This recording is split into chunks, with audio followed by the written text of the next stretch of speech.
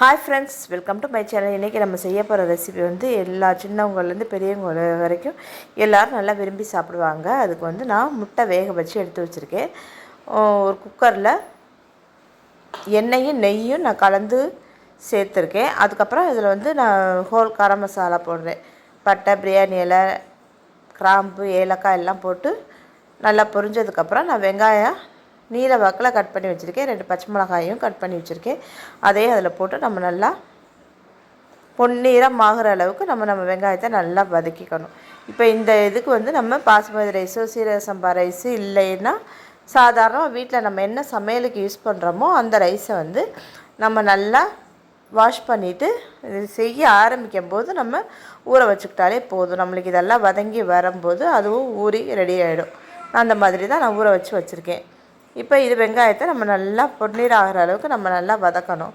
அதே மாதிரி முட்டை வந்து நம்மளுக்கு எத்தனை முட்டை தேவையோ அதை வந்து நீங்கள் செய்கிற குவான்டிட்டியை பொறுத்தது அதுக்கு தகுந்த மாதிரி நான் முட்டையை வந்து வேக வச்சு நம்ம தோல் உரித்து எடுத்துக்கணும்.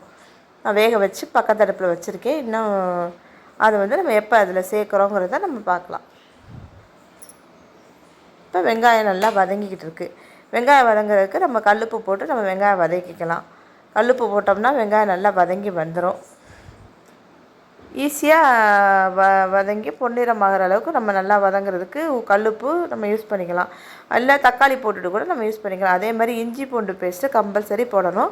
இஞ்சி பூண்டு பேஸ்ட்டு வீட்டில் இருந்ததுன்னா போட்டுருங்க. உடனே ஃப்ரெஷ்ஷாக அரைச்சி போட்டால் நல்லாயிருக்கும். அப்படி இல்லைன்னா இன்றைக்கி நான் வந்து வீட்டில் இல்லாதனால கடையில் வாங்கி தான் சேர்த்துருக்கேன். இஞ்சி பூண்டு பேஸ்ட் ஆனால் முடிஞ்ச வரைக்கும் கடையில் வாங்காதீங்க. வீட்டில் தான் நம்ம அரைச்சி சேர்த்துக்கணும். தக்காளியை நல்லா கனிஞ்ச பழமாக எடுத்து அதே கட் பண்ணி சேர்த்துட்டு நான் இப்போ தக்காளி வெங்காயத்துக்கு சேர்த்து தான் நான் உப்பு போட்டிருக்கேன். ஃபஸ்ட்டு வெங்காயம் வதங்கும் போது உப்பு போடலை. நம்ம வெங்காயம் வதங்கும் போது உப்பு போட்டு வதக்கிக்கலாம். இப்போ தக்காளி வெங்காயம் நல்லா வதங்கி வரட்டும். இப்போ இஞ்சி பூண்டு பேஸ்ட்டு நம்ம இதில் சேர்த்துக்கலாம். இஞ்சி பூண்டு பேஸ்ட்டு அதோட மல்லித்தலை, புதினா கம்பல்சரி போடணுங்க. ஒரு கைப்பிடி அளவுக்கு மல்லித்தலையும் ஒரு கைப்பிடி அளவுக்கு புதினாவும் நம்ம போடணும். இப்போ வெங்காயம் தக்காளி நம்ம மீடியம் ஃப்ளேம்லேயே இல்லை லோ ஃப்ளேம் மீடியம் ஃப்ளேமில் வச்சுட்டு அது பாட்டுக்கு வதங்கட்டும்னு சொல்லிவிட்டு நம்ம பாட்டுக்கு இந்த பக்கம் வெங்காயம் இது புதினா மல்லித்தலை எல்லாத்தையும் நல்லா க்ளீன் பண்ணி எடுத்து வச்சுக்கணும்.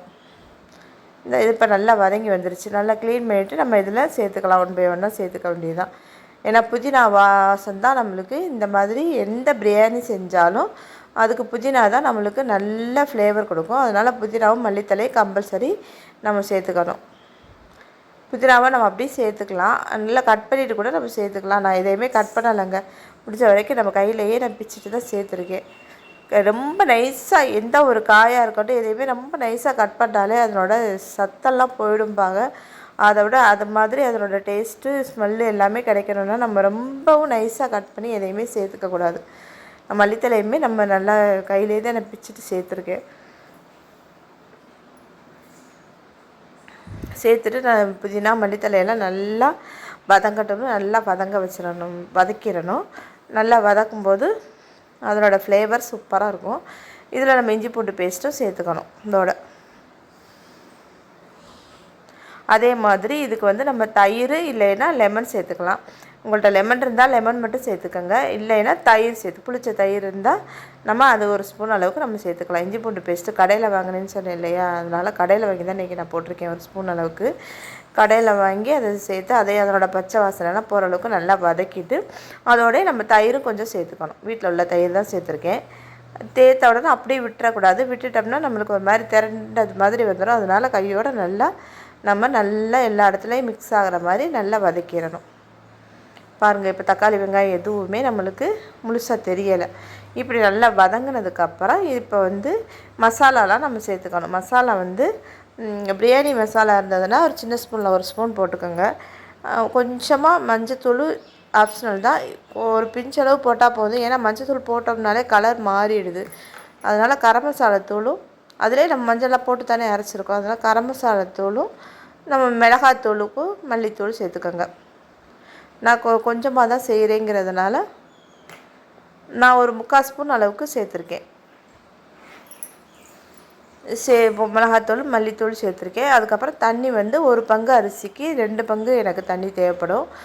எங்கள் வீட்டு அரிசிக்கு. உங்கள் வீட்டு அரிசிக்கு எப்படிங்கிறது சாப்பாட்டு அரிசி இருந்தால் பார்த்துக்கோங்க. பிரியாணி அரிசி இருந்தால் பாஸ்மதிக்கு 1க்கு 1.5, சீரக சம்பானா 1 1/4 இல்லை 2, பழைய அரிசியாக இருந்தால் 2, அந்த மாதிரி நம்ம குவான்டிட்டியில் தண்ணி ஊற்றிக்கணும். வீட்டு சாப்பாட்டு அரிசிக்கு எப்போ நீங்கள் எப்படி ஊற்றிக்குவீங்களோ அந்த மாதிரி அளவு தண்ணி ஊற்றி, தண்ணி நல்லா கொதிச்சாலும் சரி, லேசாக கொதித்து வரையிலே நம்ம அரிசியை போட்டுடலாம். அரிசியில் தண்ணி இருந்தால் பார்த்து எடுத்துருங்க. ஏன்னா ரொம்ப தண்ணி ஆகிடுச்சின்னா அப்புறம் சாதம் குழஞ்சிரும்.